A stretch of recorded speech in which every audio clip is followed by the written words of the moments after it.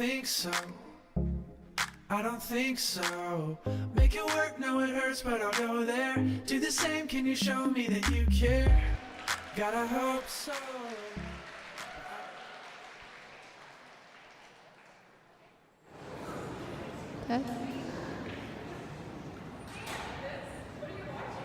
I am watching last year's TED Talks. They're so funny. Oh, is it the one with Harriet too?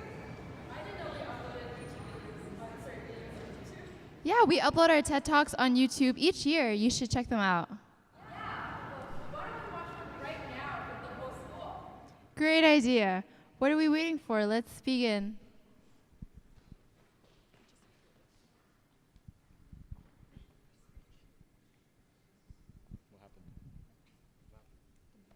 Wait, is it my?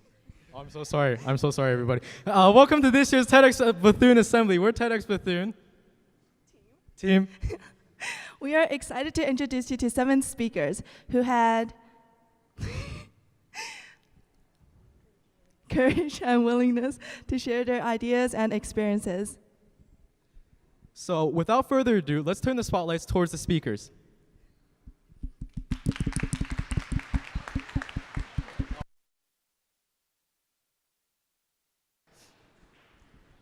Hey, Hang.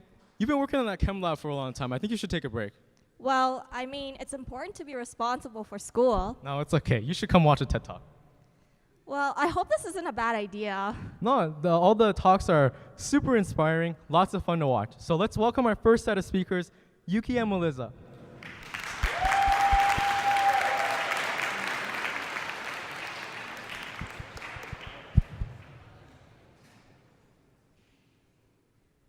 Everyone is confused by No Name because of their unusual packaging and labels. Everyone associates No Name with weird or not good, but they're just another regular brand. They even made it onto Instagram and Twitter with a meme gone viral. These types of put-downs and bashing do not only linger at the aisles of the grocery stores, they also roam around the halls of Bethune as well. Good morning, everyone. My name is Meliza. And my name is Yuki. And today we're here to not only talk about labels in grocery stores, we're here to talk about labels at Bethune as well. We all know about the math club kids or the notorious music kids, but how come no one identifies themselves as a feminist or an environmentalist? We all hear about the music kids complaining about staying after school, or the math club kids so frustrated trying to find a solution to a Waterloo math contest problem. But where are the feminists? Where are the environmentalists? And where are the activists? Where are their frustrations or their solutions? This is the real issue. Why is there a negative connotation attached to caring about social issues that lie beyond the walls of Bethune when these issues are the ones that affect us directly? So entering high school, I really thought that it would be like another episode of Net's The Classified School Survival Guide, where you have your stereotypical popular kids, your emos, your tech savvies, and even your handful of weirdos like Coconut Head. However, when I entered high school, everyone kind of looked the same, dressed the same, and even spoke very similarly. Sure, you may argue that we do have our own differences and different clubs that really set us apart. But ultimately, we all do things to stick to the status quo. For example, we shop at the same stores and we all join the same clubs in order to fit in. Now, I'm not saying that this is bad, but I'm not saying that this is good either. This is normal. This is what's considered normal at Bethune, which is why it became a challenge for me. It took me 3 years to fully understand that my way of thinking and even sometimes the way I dress were not very normal compared to others. I distinctly remember sitting in my grade 11 media studies class, and my teacher was talking about feminism and the history of it, and for the first time, I felt so educated and empowered about this topic that I've been hearing about my entire life. So I wanted to share this information with others. However, every time I did, our conversations would be so one-sided. It was as if I was talking to a wall. This is the wall I was talking to, which is why I never labeled myself as a feminist. So it took me another year to be fully comfortable with this label. So that is why I decided to go to the Comfort Women Conference, which was an opportunity given to me during Next Generation. So when I told people that I wanted to go, people would ask me why. And the response in the very back of my head would be, why not? This is such an important issue that's not just oppressed in society, but also my own culture as well. And obviously, I am a female, a woman, and a feminist, so why wouldn't I go? Why is it so bad for me to care? And why is it not normalized? To me, this is normal.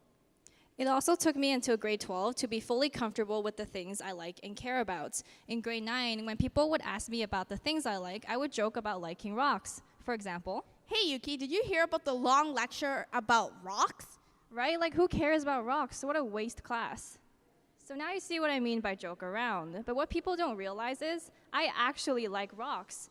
But I wouldn't be able to say that seriously because I'm afraid of coming off as weird. Now, I'm no crazy rock enthusiast. I'm just myself. And I shouldn't have to be afraid to be myself. We shouldn't shame people for the labels associated with what they like and care about. Now, I understand that labels are everywhere. And I even label myself as many things, one of them being an environmentalist. But when I do a Google search of environmentalist, I get pictures of people making out with trees or news articles on crazy environmentalist or tree-loving millennial. Why is caring so bad? The direction to change is through awareness, and if you care, you shouldn't be afraid to show it. Many of the solutions lie within us, so if we continue to shame and label those who care as weird, who is going to want to care? And if nobody cares, then these issues will just continue. Why is there shame attached to the label environmentalist, but no shame attached to supporting the mistreatments of animals and nature? Unfortunately, it's not just the mistreatment of animals and nature, it's also about people. And yes, this includes all genders as well. In the real world, females are not given the same opportunities as men, nor do they have the same access to education as men. And sure, to Bethune students, these issues may not sound real due to the environment that we were brought up in. But because of this environment that we were brought up in, may also explain why these labels have negative connotations to them and also sound so foreign to us. We are in this community that's literally protected by this safety blanket. And because of this very safety blanket, we're not exposed to these real issues that occur outside of Bethune. So Bethune is such a nourishing and supportive school that literally spoon feeds us with breakfast every single morning and new textbooks every single year. But we're not given the information that we need to know about social issues, nor are we given the constant support to start and to continue social movements. And to be honest, it's not their responsibility to. It is ours. We are the next generation and the next future that will lead. And we can only lead if we destroy the negative connotations and the stigma of being a feminist, an environmentalist, and even an activist, if you will. And after that, we can only go far and beyond from there. Being in Bethune has also engraved in us to only care about our grades and money. I remember being in grade 11 and telling my friends I'd rather die than have my chemistry mark drop below an 85. And I think that is still most of us today. It is so engraved in us to do well in school that we don't care about anything else. Most people care about their calculus mark more than environmental issues or other important social issues. And I would criticize the people who do, but then I would have to criticize myself first. Because there is a part of me that also values my grades and money more. I constantly question why I continue to fight for the environment when society tells me to only worry about my grades.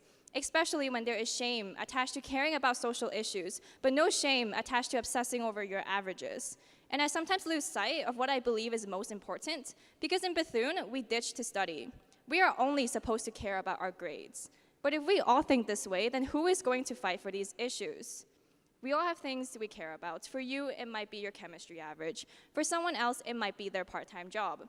But I know for me, it is the environment. And no one should feel like what they care about isn't validated. Because if we continue to shame and label those who care, how will we ever change for the better? So you may think that these issues are for the government to solve or for society to solve, but we are society. It is our responsibility to solve these issues. But how can we solve these issues if we cannot get over these simple labels? If you truly care about the equality of both females, males, and all genders, you are a feminist. And if you really care about the environment, you are an environmentalist. And if you really care about society and for the better of society, you are an activist. And we're here to tell you that that's something that you should embrace, not suppress. I remember in one of my classes, someone said that we should be proud that Trudeau promotes gender equality by having a cabinet composed of 50% females and 50% males. And I wanted to challenge this idea because you're not promoting gender equality by only hiring females or males just to fill up a quota.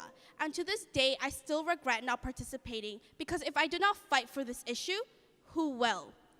I also regret not standing up for what I believe in because I was afraid of coming off as difficult. I remember I was talking to a friend, and they refused to call a transgendered male he, so instead they used it. To this day in Bethune, there are people who call transgendered people it. And I regret not just standing up for transgendered people, but for my beliefs as well. If we continue to be afraid and shame ourselves for caring, then what is going to change? We need to raise awareness now so that we can have a better future. We need to begin by acknowledging these issues and by abolishing the terms weird and not good that are associated with being environmentally conscious, a feminist, and most importantly, an activist. So just like No Name, we're your average Bethune kids, not weird, not good. We're your students who really care about social issues. And after this TED Talk, you may ask yourself why we care so much. But the real question is, why don't you?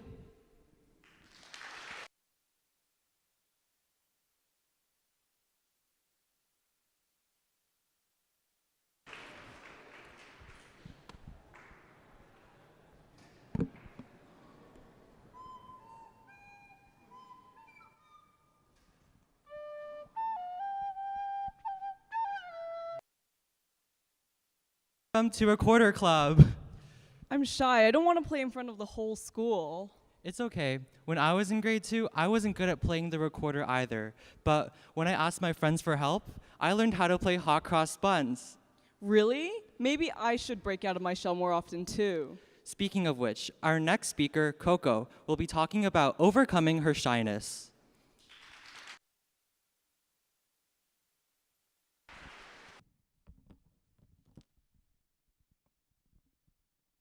Hi, my name is Coco, and I suffer from a super rare condition known as shyitis. This means I can't talk to guys, girls, teachers, strangers, so basically everyone. I also can't initiate or continue conversations, and in the case that someone does come up to talk to me, I already sound like in my head, please don't talk to me, I don't know how to continue this. If I smile and nod, maybe you'll walk away. I've been shy for as long as I can remember. Exhibit A. Eyes looking at the ground, check. Shy smile, check. And hands clasped together because I'm scared of the camera, check. But why am I shy? Well, I'm scared that you're judging me. I remember in grade 1, my favorite color was pink. But I told everyone that my favorite color was blue.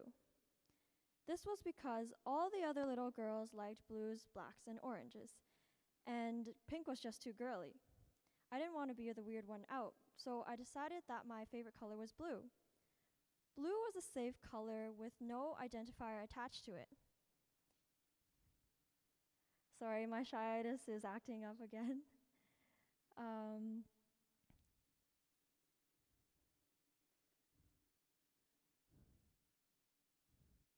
I wasn't ready to show the world what I liked. Now little Coco has grown up a little more, and she realizes that she is now known as a goody two-shoes. Yes, according to one of the definitions on Urban Dictionary, a goody two-shoes is someone who always does the right thing and never does anything they're not supposed to be doing. They like to act perfect in every single way possible. They're also usually happy and peppy, and also usually a girl. These people can be very annoying because of these traits. I'll admit that I don't really like getting into trouble or skipping class or anything like that, but I wasn't trying to be a teacher's pet or a goody two-shoes or perfect. What was even more ridiculous was that one day when someone asked me what I did at home and I responded with watch TV, they were so shocked and said, "You watch TV?" As if the only thing that I did at home was study. But of course, I laughed it off and didn't defend my interests or my likes. I wasn't ready to show the world who I was.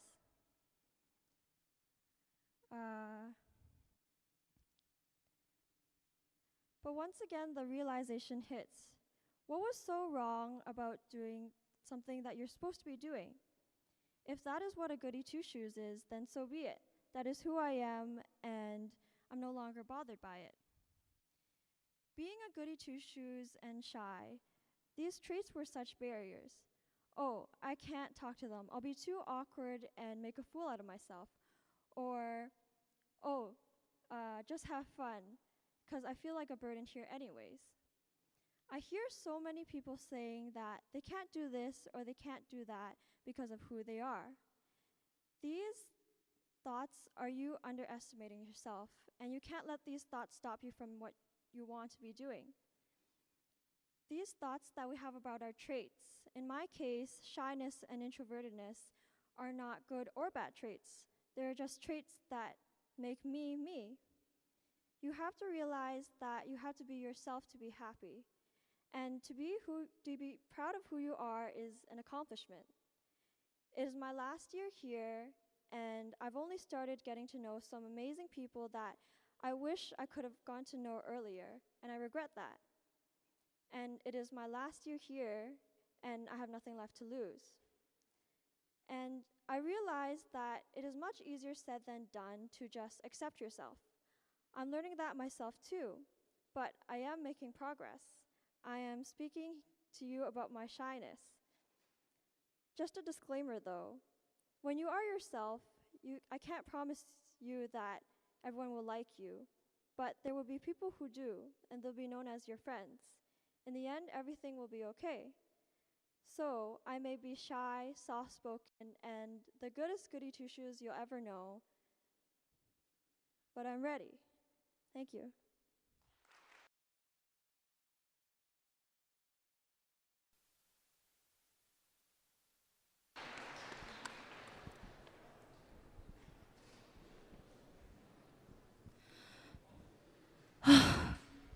What's wrong? I'm in a bad mood. It's like I'm under so much pressure just because people around me are so mean sometimes. Well, if you ever need to talk, I'm here for you. Thank you so much. You made my day. Speaking of that, our next presenter, Phoebe, will be talking about the importance of kindness.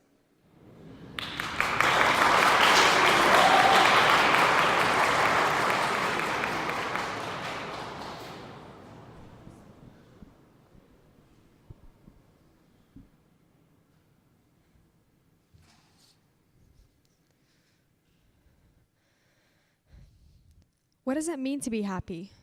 How do you know when you've reached a good place in your life? Every day we torture ourselves by the minute, trying to live up to standards that don't even exist. We're constantly worried about what others think, that it drives us to do irrational things and may lead us to hurting ourselves or others. We've all been victims of mockery, manipulation, or anything cruel. Look around the room. Not a single person is 100% satisfied with their lives. But we're all on both ends.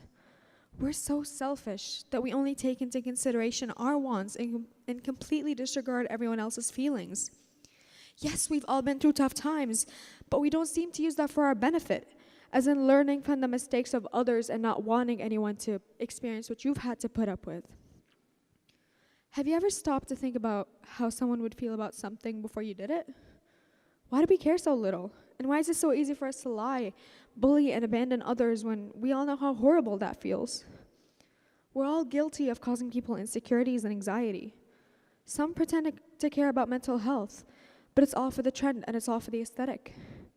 What about those who do care or suffer? Don't they deserve acknowledgement or help? Do we realize what it's like for those we look down upon, not knowing a single detail about what they could be going through?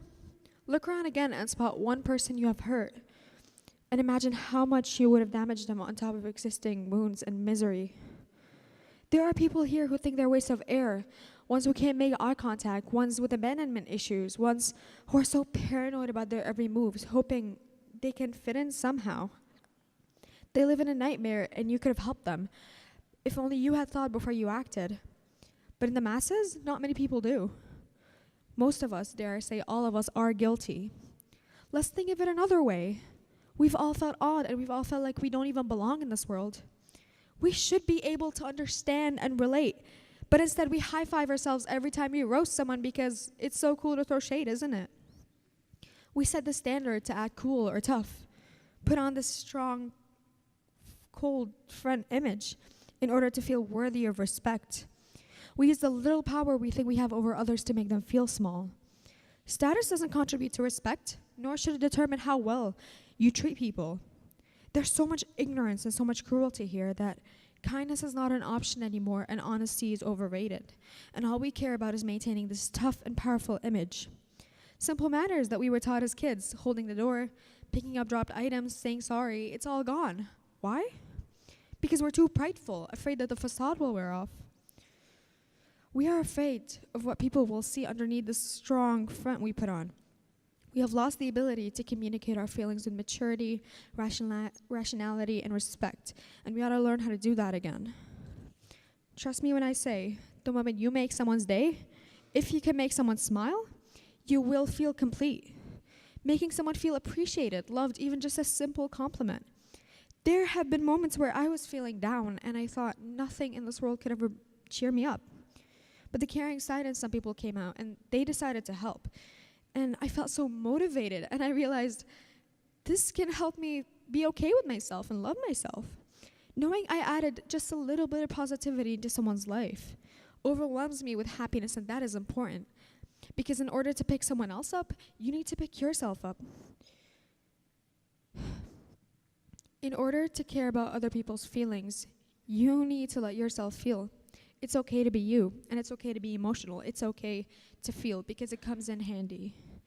Be mindful of those who are damaged, and do not let your pride stand in the way of showing kindness and compassion. I promise, you are capable of caring. We all are. Thank you.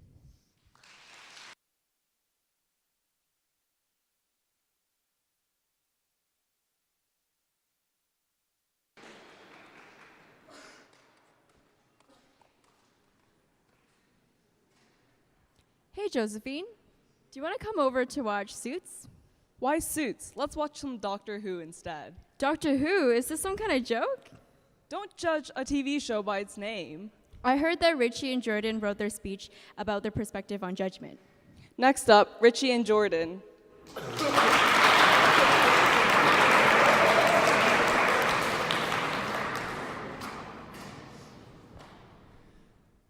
Judging a book by its cover, or rather, a person by their appearance, is virtually inevitable, especially in today's social media-driven society. From the moment we walked on this stage, many of you have made judgments on us. How we dress, How we talk, how tall we are. but judgments are also common in many other ways, legally in court, critics for shows and movies, and even your own opinion on this week's news, if any of you pay attention to that stuff.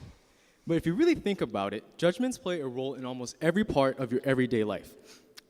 The decisions that you make, big or small, are based from judgments. Just walking onto a bus, I have to think, where am I going to sit or stand? Or maybe you're with your friends, scrolling through Netflix looking for that perfect movie to watch. I mean, just deciding where I'm going to eat for lunch is a struggle. Between those McDonald's 2-for-1 combos or Pizza Nova, because damn, we all know Pizza Nova knows how to work that oven. Or maybe I should make myself something to eat. Anyways, the point is, we all make judgments. A lot.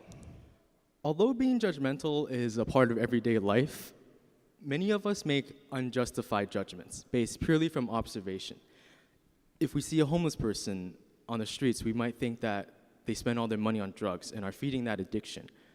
Or maybe we see a teen mother and think of her as inferior and say, I would never put myself in that situation. Or ask, does she even care about her future? But maybe that homeless person is a war veteran who's neglected mental support for his PTSD. Maybe that teen mother was a victim to sexual assault. My dad recently talked to my third grade teacher, and he jokingly remarked how she probably only remembered who I was because I'm white. But it's true in that the fact that I was and still kind of am the only white kid. But still, when people learn I go to a primarily Asian school, they immediately get a sense that I'm an outsider. Duh. But they also get the sense that I'm the stupid one in a school of mathematical prodigies.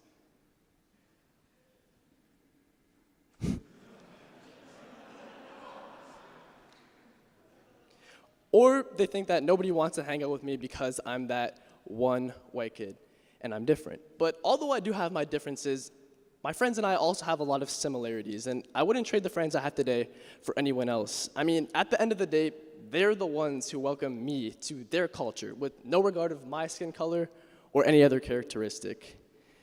They say my friends do math all day, but they wouldn't know that Steven loves to color or that Sandy plays Mario Kart with me on Saturdays. So without truly understanding the person behind the title, how can you make any meaningful judgments? It's come to a point in our society where your first image or impression of a person is not only important, but it's become the defining factor of that person. Just take Instagram, for example. Oftentimes, an unrealistic portrayal of a person, showing off the best of the best and not who they truly are. Many of us live vicariously through others on social media, and we have a false perception of a good time through all these Instagram and Snapchat stories. So what we see others do becomes what we want to do. And as a result, we fall into this pattern and we only post things that are generally deemed socially admirable. And when a post doesn't get enough likes, well, we delete it. So it's that fear of rejection and that need for acceptance that holds us back and leads us to believe that who we really are isn't good enough. And it's so easy to lose sight of who you are. We've become captive to the prison that is society, but we can break free of all these standards and judgments, which is why we challenge you to challenge every thought that you think and every first initial judgment that you make. Because if society becomes a little less judgmental, a little bit more understanding, one step at a time, we can allow people to stop striving for such impossible standards and say, it's okay to be me.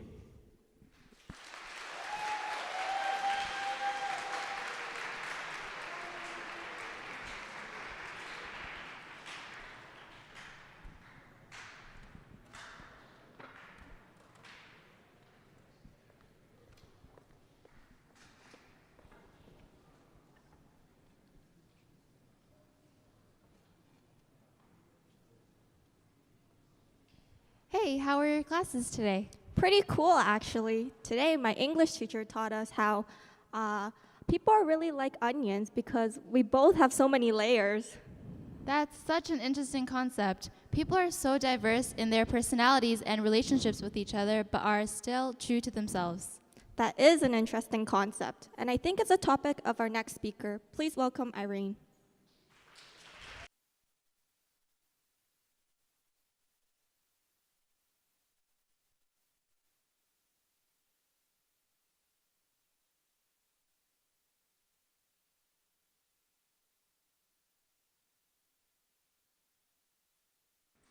Sorry.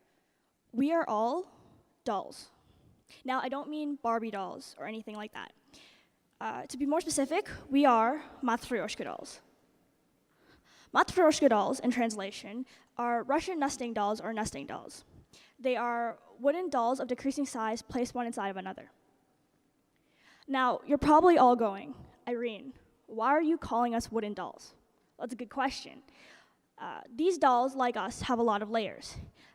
Each layer of the doll is a little different, a little unique on its own. And now we all have a lot of different layers as well. These layers are how people perceive us or how we think they perceive us. For today's talk, I'm going to be referring to us as adolescents or teenagers. So if you hear me say we or us, I mean teens in general.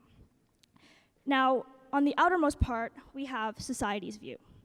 They see us as wild, full of hormones, egotistic, emotional. They expect all of us to want to be in relationships, mess around in school, plan where we want to go for university, and even talk back to our parents. The person that society sees us as is the person we try to be or act like when we are outside of our community and our neighborhoods. Now, if we twist off that layer, we get the person that our community sees us as. Teachers and neighbors, to be more specific. They see us as polite, hardworking, quiet, or maybe even troubled. We tend to be more reserved around them throughout our lives. And this is because as we grow up, we become more aware of what it means to be mature. And because teachers and neighbors are the most reoccurring adults in our lives, aside from our parents, we tend to shy away from them. In my case, I'd say most teachers describe me as the quiet kid in class who's always reading and never does her work, which is not true. If we strip off that layer, we get the person that our friends see us as. An example would be adventurous, nerdy, geeky, loud, irritating, or annoying. Most of my friends would describe me as extroverted, helpful, sometimes rude, and caring. Now, if we take off that layer as well, we get the person that our parents see us as. Hopefully responsible, obedient, respectful, and polite. However, in my mom's case, she basically describes me as a lazy pig. Now, what do all these layers have in common? They are us, but they're not us. What I mean is that all these different layers are a part of who we are, but they aren't who we are. Raise your hand if you think that all these layers I described just now are you. If any of you raised your hand, I hate to say it, but you're wrong. Now, I'm not calling you a liar or a fake. I'm simply saying that all these individual layers that we have, one part of it is unique to that one layer. The you, the one that does not change for any specific group, that is the foundation of who you are. The tiny matryoshka doll. That is the one layer you cannot strip off. It is the layer that makes up for every layer that comes after it. It is your basis. That is who you are. You are not who your society or your parents or even your friends say you are. You are the person that does not change regardless of who you're interacting with. Now, do you ever say something really inspirational to people and they tell you you're really deep?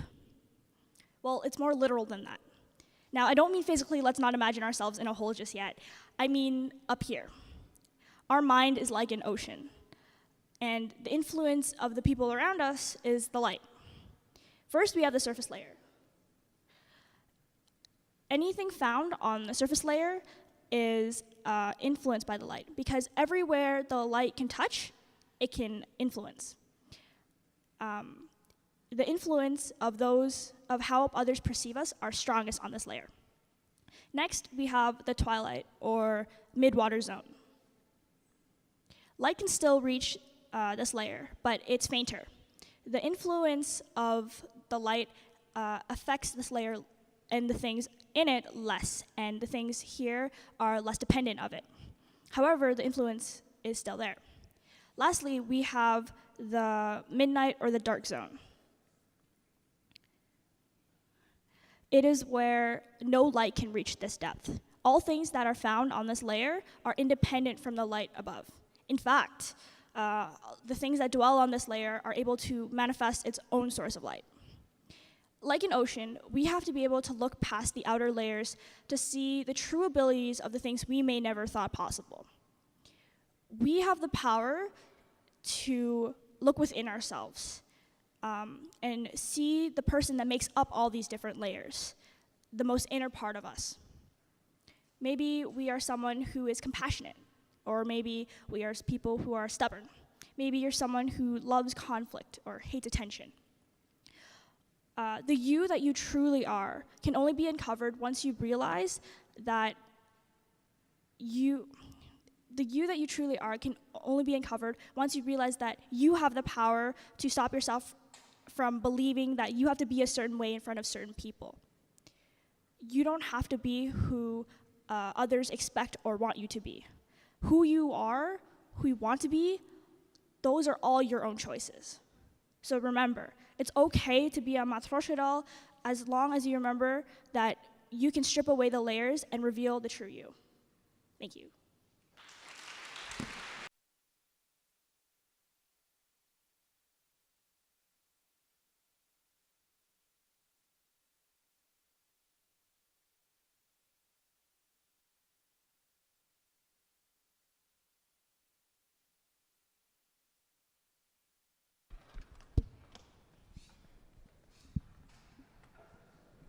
Hey, Karen. Oh, hey. Wow, sick outfit today. Wow, thank you. I see you got a haircut. I don't want to talk about it. Oh, to be honest, I think it's pretty funky. It You suits sure? you well. Yeah. Thanks. I think I'm starting to accept it, you know? Next up, we have Andrew, who will be talking about accepting ourselves.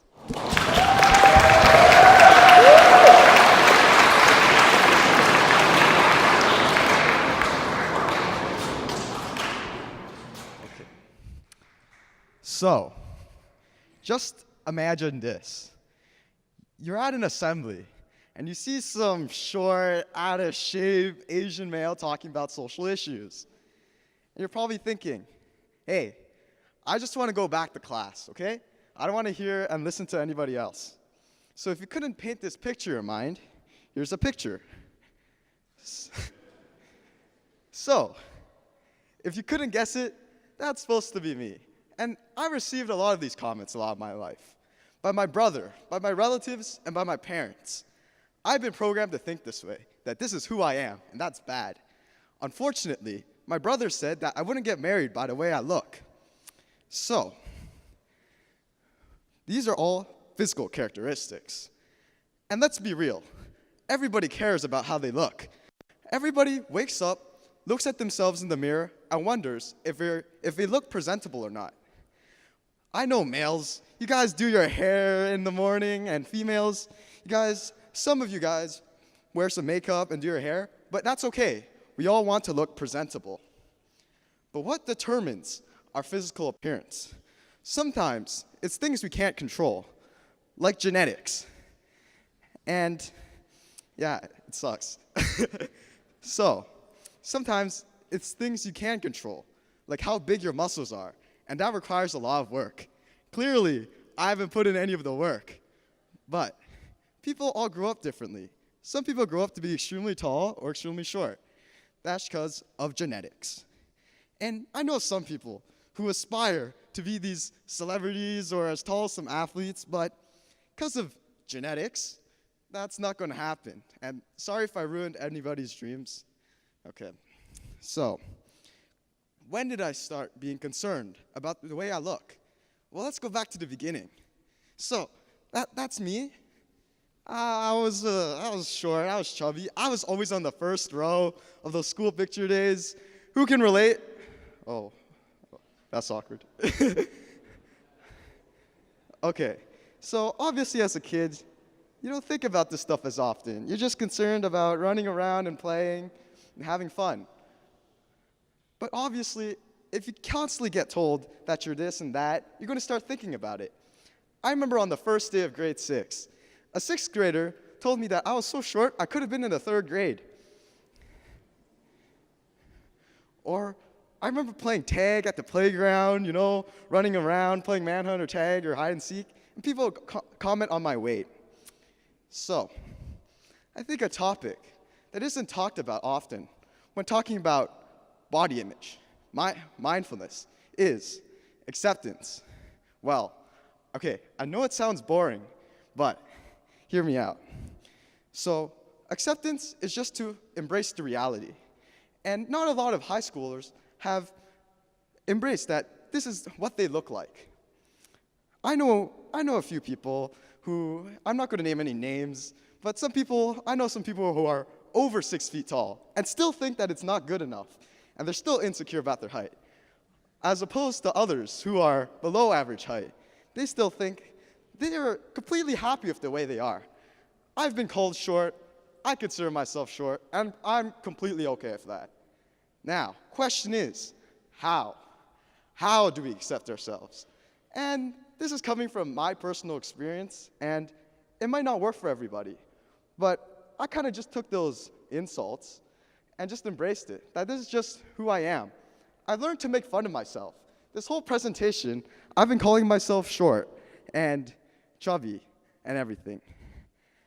If that doesn't work, if you still feel like you're being held back by your physical appearance, you have to put yourself out there.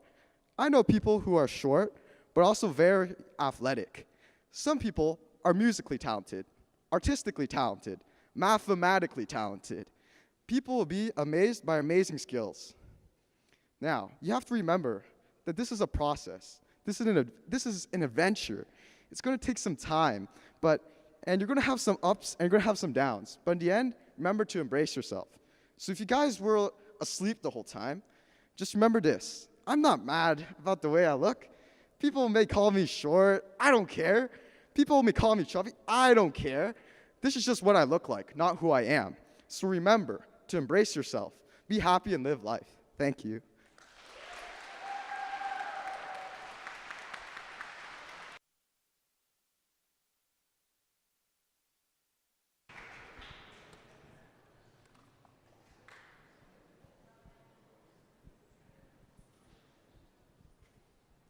Hey, Emily.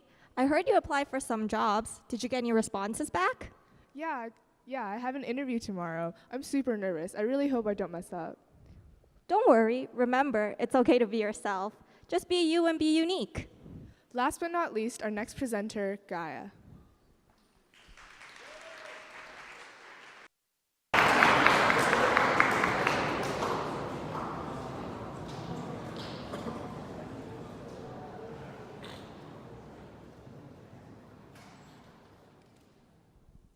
Have you ever been called weird, strange, or different?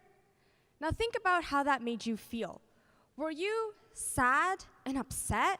Or were you glad to know that you're not like everyone else? For many of us, we can say that it made us feel sad, angry, invisible, or left out. However, that should not be the case.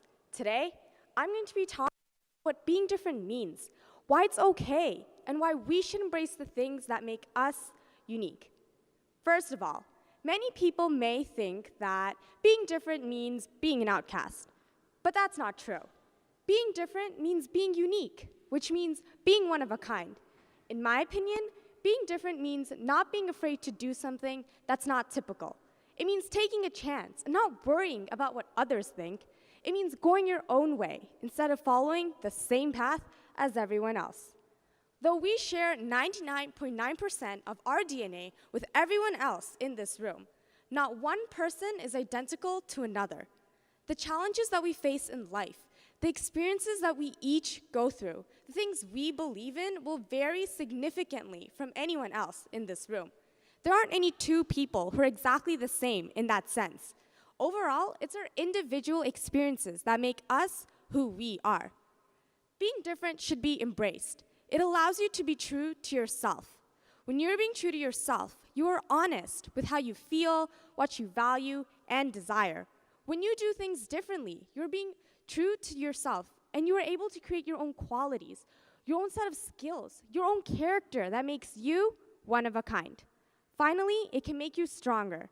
Living in a world where everyone expects you to be a certain way, it can get difficult at times. But being able to accept feedback while ignoring irrelevant criticism, that's what makes you stronger as a person. Being different is the most fulfilling thing to do because you're not constantly worried about what others think. It also shows that you're brave enough to be who you really are. Our lived experiences give us so many opportunities to figure out who we really are. You have the choice to learn from those challenging experiences or to let those challenging experiences crush you. I personally have gained an understanding of who I am through my own struggles. As a young girl, I always enjoyed doing things my own way, and I rarely tried to do what anyone else was doing. My mom would even say that my drawings in preschool would stand out on the student display board. All of that was amazing. However, all of that started to change when I started to go to school. On my first day of kindergarten, I wore a plain purple backpack to school. Purple was my favorite color, and it was like a good luck charm to me. As I was eagerly waiting in line to go inside the classroom, I looked around to see that everyone else had a cartoon character or an icon on their backpack. You know, like Dora, Diego, Barbie. See, I didn't mind it at first. But when a fellow kindergarten classmate asked me why I had a plain purple backpack and told me that I was the only one who didn't have a nice backpack, all I wanted to do was cry. Immediately after school, I went crying to my parents, explaining what had happened. My parents felt terrible for me, so they bought me a new pink backpack with a giant picture of Barbie on the front. The next day, I walked into school feeling a lot better, knowing that I had a nice backpack just like everyone else. However, I did not feel like me anymore. As days went by, I felt like I was just like everyone else. I came to realize that the new backpack meant nothing to me, and I wasn't happy being just like everyone else. One day, I went home, and I told my mom that I wanted to use my purple backpack again. When she asked me why, I simply said that I want to be special. I went back to school wearing my purple backpack, feeling like myself again, and no one ever questioned me about my backpack.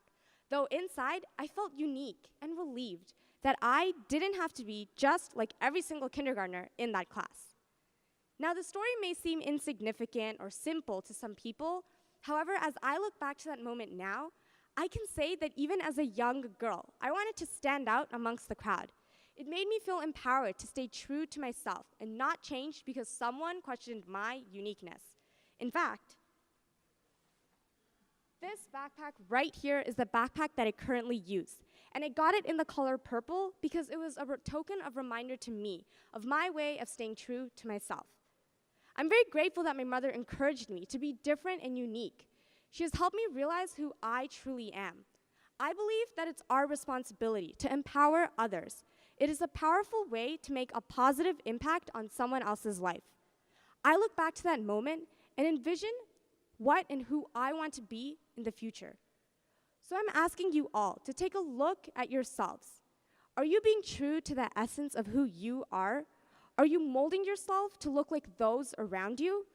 As you ask yourself these questions, remember that we all look different, think differently, and act differently. This is what makes life so beautiful and diverse. Why should we change just to be like everyone around us? Thank you.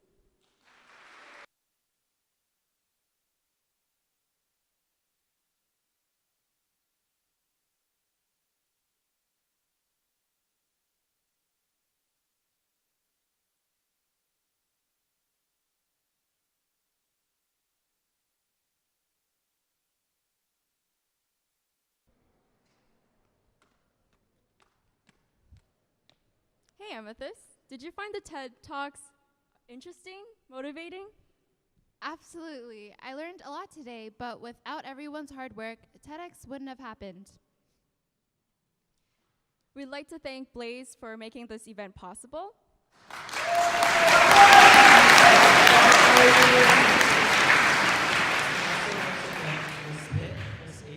Ms. Fisher for being our staff supervisors, and to all the teachers for bringing your classes down here to listen.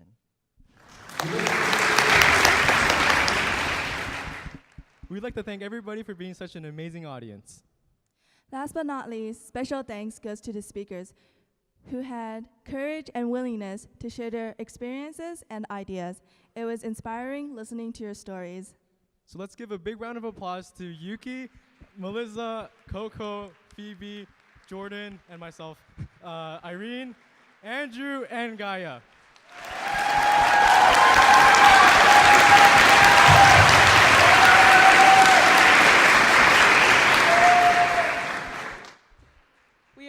We appreciate your attention, and we hope you had a spectacular time listening to the talks. That concludes TEDxBethune 2018, and until TEDxBethune 2019, be well, Bethune, and remember, it's okay to be me.